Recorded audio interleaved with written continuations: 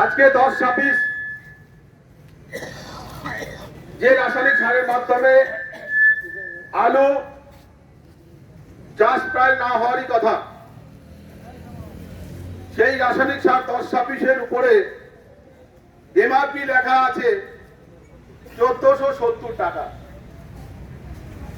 প্রত্যেকটা দোকানে এই ব্লক এর যেখানেই আপনি যাবেন কোথাও আপনি 1470 টাকা কোনো দোকানদার বিক্রি করছে না। কেন করছে না?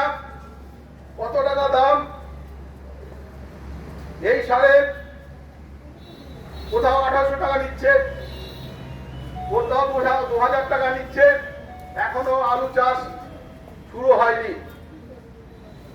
এই যে কালোবাজারি,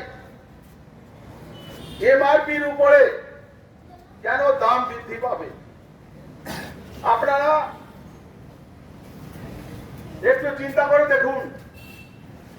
এমআরপি মানে হচ্ছে সমগ্র রকম ট্যাক্স দিয়ে দাম নির্ধারণ করা হয়।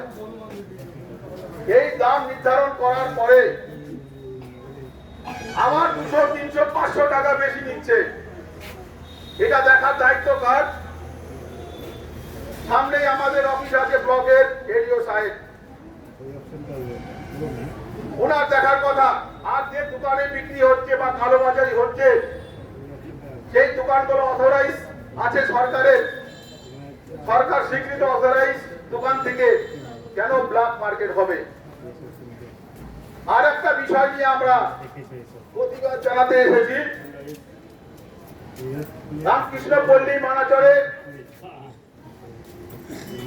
30টা ঘর আছে, আদিবাসী সম্প্রদায়ের মানুষ বসবাস করে এই মানাচর জন্মলগ্ন আগে থেকে।